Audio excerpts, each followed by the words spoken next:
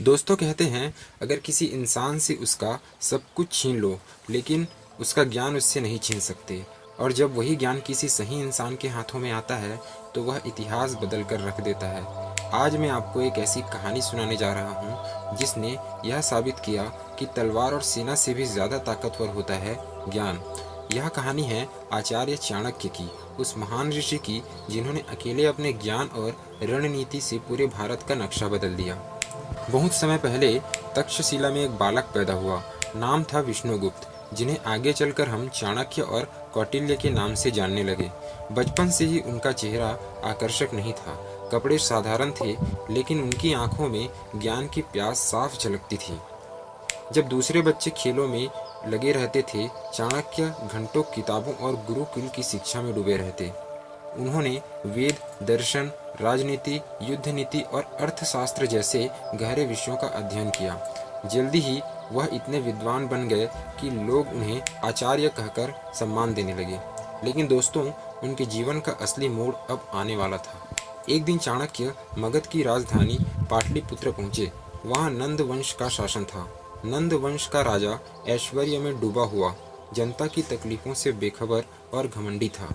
चाणक्य ने सोचा कि शायद अगर मैं अपनी विद्या और नीति से राजा को सही राह दिखाऊं तो पूरे देश का भला हो सके।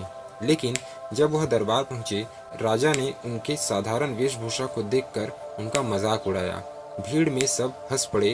राजा ने कहा, ऐसे रूप रंग वाला व्यक्ति राजाओं की सभा में भला क्या करेगा। उस पल चाणक्य का दिल टूट गया। उन्होंने अपनी जटाएं खोल दी और जमीन पर प्रतिज्ञा की, जब तक मैं इस अन्यायी नंद वंश को उखाड़ नहीं फेंकूंगा और एक योग्य राजा को सिंहासन पर नहीं बैठाऊंगा, तब तक मैं अपनी जटाएं नहीं बांधूंगा। सोचिए दोस्तों, एक अकेला इंसान, न सेना न धन, सिर्फ ज्ञान और संकल्प, यही था नॉलेज का असली पावर। इसके बाद चाणक्य ने खोज शुरू की, ऐसा कौन है जो नंद वंश को हराने में मदद कर सकता है। तभी उनकी नज़र एक युवा पर पड़ी जिनका नाम था चंद्रगुप्त मौर्य। चंद्रगुप्त साधारण परिवार से थे, लेकिन उनकी आंखों में एक चमक थी, व्यक्तित्व में साहस और नेतृत्व की ताकत थी। चाणक्य ने तुरंत पहचान लिया, यही वह युवक है जो भविष्य में भारत को बदल देगा। उन्होंने चंद्रगुप्त को शिक्षा दी, तलवार चलाना, युद्ध नीति, राजनीति और कूटनीति, और सबसे जरूरी धैर्य और रणनीति। चाणक्य ने उन्हें सिर्फ राजा बनना नहीं सिखाया, बल्कि एक ऐसा शासक बनना सिखाया जो जनता का ख्याल रख सके। धीरे धीरे चाणक्य और चंद्रगुप्त की जोड़ी ने नंद वंश के खिलाफ योजनाएं बनानी शुरू कर दी। चाणक्य सीधे युद्ध में विश्वास नहीं करते थे। वो कहते थे, युद्ध सिर्फ तलवार से नहीं बल्कि दिमाग से भी जीता जाता है।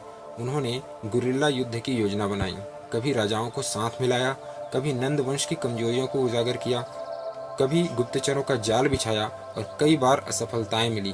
कई बार चंद्रगुप्त को हार का सामना करना पड़ा, लेकिन हर बार चाणक्य ने उनसे कहा, हार असफलता नहीं है, हार सिर्फ एक सीख है, और सीख ही असली जीत की पहली सीढ़ी होती है।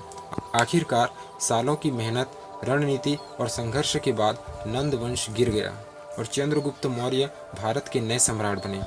दोस्तों, इस कहानी से हमें क्या समझ आता है?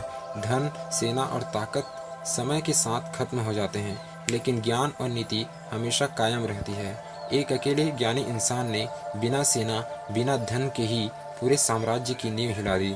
अगर चाणक्य के पास सिर्फ गुस्सा होता और बुद्धि नहीं होती तो वह हार जाते, लेकिन उनके पास था ज्ञान, और वही ज्ञान आज भी चाणक्य नीति के रूप में हमें सिखाता है कि कैसे राजनीति करनी है, कैसे कठिनाइयों से निकलना है और कैसे लक्ष्य हासिल करना है। तो दोस्तों, जब भी आपको लगे कि आपके पास संसाधन कम है, पैसा नहीं है, लोग साथ नहीं दे रहे हैं, तो चाणक्य को याद कीजिए। उन्होंने साबित किया कि अगर ज्ञान और रणनीति है तो कोई भी काम असंभव नहीं है।